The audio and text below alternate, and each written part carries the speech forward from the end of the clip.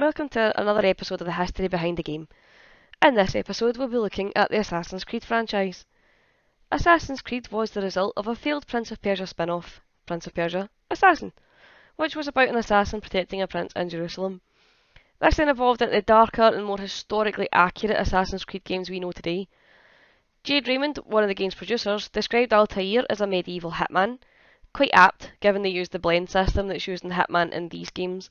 The ability to free run and climb were designed by the same individuals that developed this mechanic in Prince of Persia. Assassin's Creed, as previously mentioned, takes some inspiration from other games.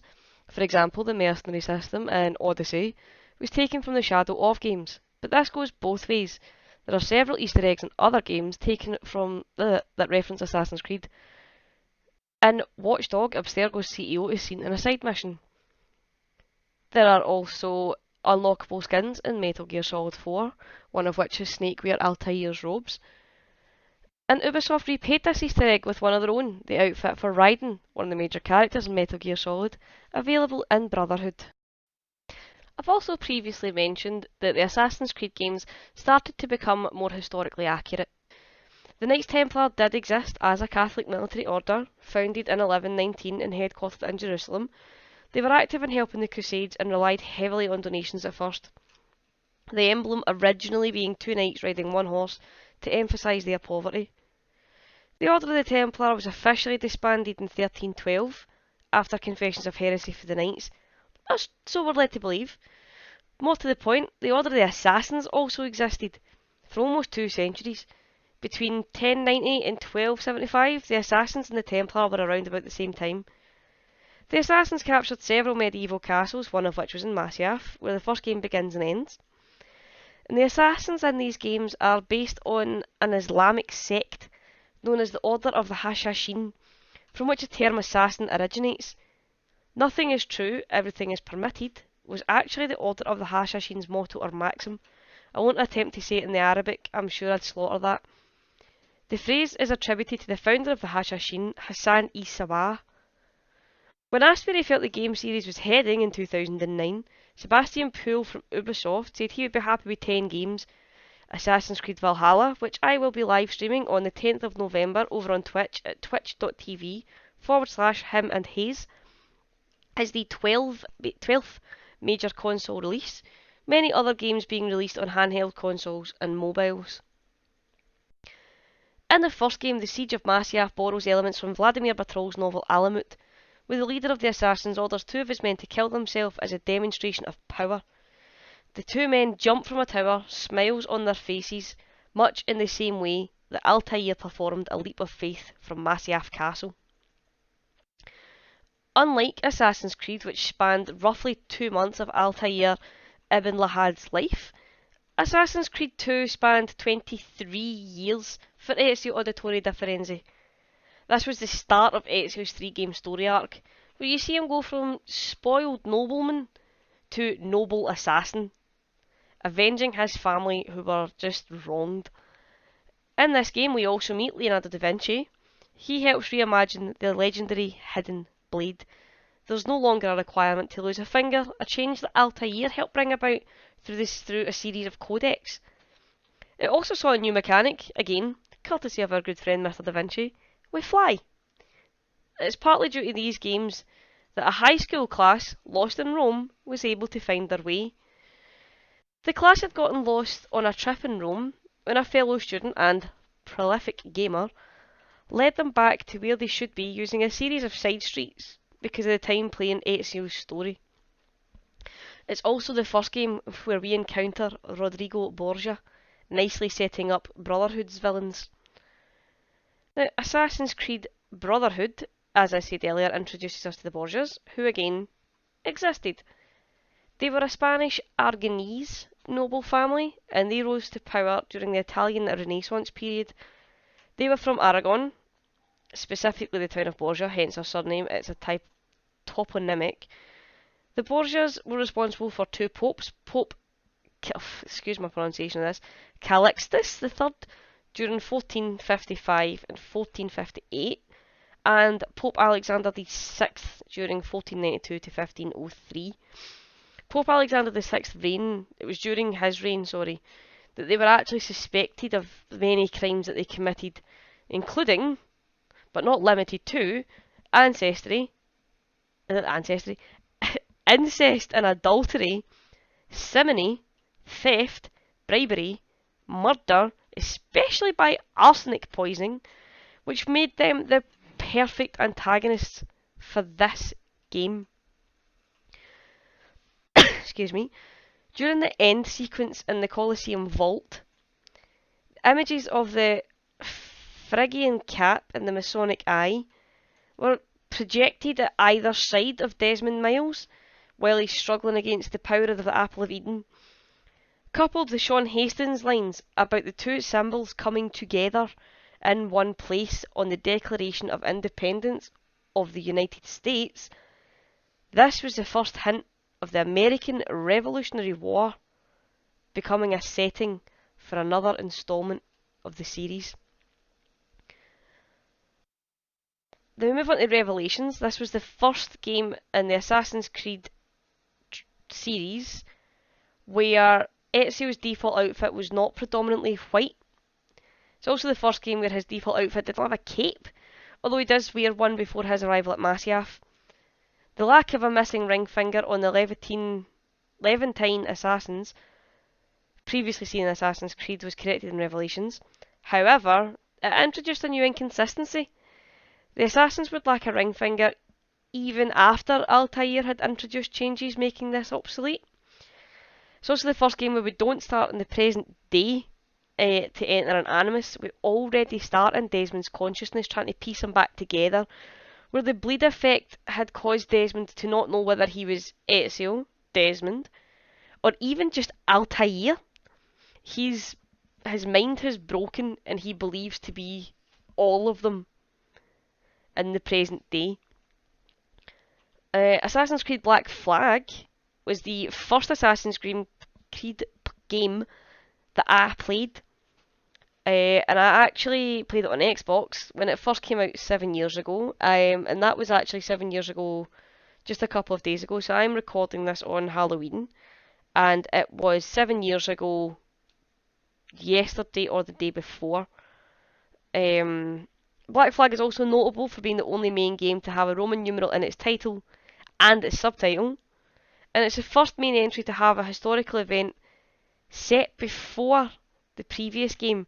Normally the games have run linear with the timeline, so it's been Altair and Ezio, and then Ezio's storyline. And then this one, there's a bit that comes before the previous game, which is just, it's not how it's usually went. Then we're moving on to 2, Assassin's Creed Syndicate. This is the first game in the series to feature an updated version of the trademarked opening statement. So the text reads as follows: inspired by historical events and characters, this work of fiction was designed, developed and produced by a multicultural team of various beliefs, sexual orientations and gender identities. It's also the first main game in the series to have both a playable female assassin and 4 playable characters in total. Both Jacob and Evie serve as the main protagonists, while Lydia Fry, Jacob's grandmother, playable in the sword section of the game during World War I. The 4th character is Jack the Ripper, only playable briefly in the Jack the Ripper DLC. The games do change over the course of their 13-year lifespan, going from action and adventure to roleplay. A change a lot of fans disagreed with, but I personally feel from playing the games that this has been gradually introduced, culminating in Assassin's Creed Odyssey so far, a visually beautiful game. Some examples would be how in Assassin's Creed 3 this introduces us to the hunting, sailing, crafting, and I think it's Brotherhood, where we start to see stats for weapons and the ability to buy new weapons in shops. The graphics also improve, as you may have seen through the course of this video. We start the video with Assassin's Creed, which came out in 2007, and progress through the games in order of release. So you can see the changes up to Odyssey, which was released in 2018. As I said earlier, we'll see Valhalla in all its glory over on Twitch next Tuesday. Ubisoft made the conscious decision to make bigger and better games, leaving a gap between releases rather than rushing out a game yearly, based on feedback they got from their fan base that the games were coming out just too buggy. It's a bit of history about the studio. Ubisoft Montreal was founded in April of '97 as part of Ubisoft's growth into the worldwide market, with subsidies from the government of Montreal, Quebec and Canada to help create new multimedia jobs in a time where Montreal was struggling with unemployment. The studio's initial products were quite low-profile children's games based on existing intellectual properties. Their breakout titles were in 2002 with Tom Clancy's Splinter Cell, 2003's Prince of Persia: Sands of Time. Subsequently, the studio continued to develop sequels and related games in both series, and develop its own intellectual properties: Assassin's Creed, Far Cry, Watch Dogs and For Honor. As of 2017, it employs more than 3,500 staff, making it one of the largest game development companies in the world. The studio also helped to establish Montreal as a creative city. Now, speaking of it being the largest game development studio in the world, Assassin's Creed, the actual games themselves, span the globe, with Assassin's Creed starting us off in the Holy Land in Jerusalem during the Crusades, while then teleported to Renaissance Italy for Assassin's Creed 2 and Brotherhood. Revelation then takes us to Istanbul, and that concludes Ezio Auditore's story arc. That's his 3. Assassin's Creed 3, speaking of, sees us in America during the Revolutionary War. Mainly, we're in Boston in this one, just at New York. Then Black Flag shifts us to the Caribbean in the golden age of piracy, before Unity finds us in the dangers of revolutionary Paris. Better keep our heads about us. Syndicate then takes us to the UK, namely Victorian London, before Origins throws us back 2,000 years to the Tolmac, Egypt, and Libya, before flinging us even further back in Odyssey to ancient Greece.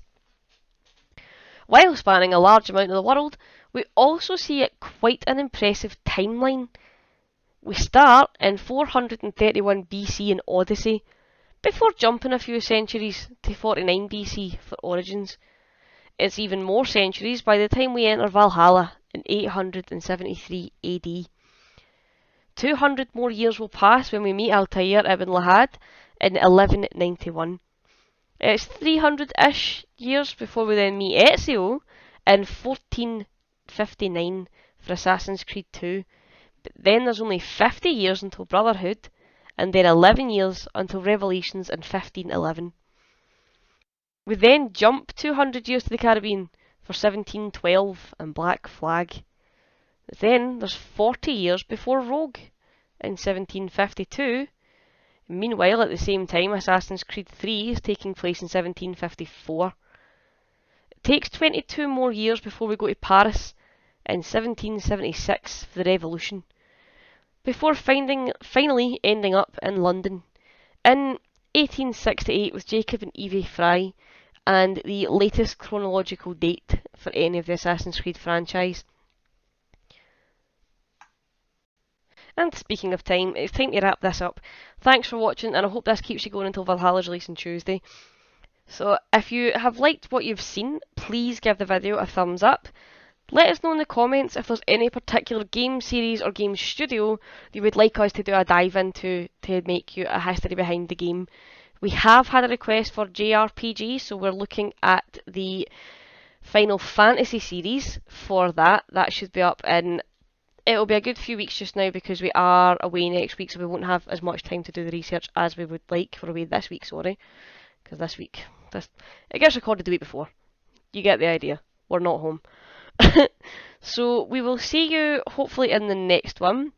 Again, you can find us on Twitch at twitch.tv/him and Haze. All our social medias are in the link tree in the description below. We do post our schedule on Twitter, Instagram and Facebook, as well as in our Discord, which again, the links are below. Thanks very much for watching, folks. We'll see you in the next one.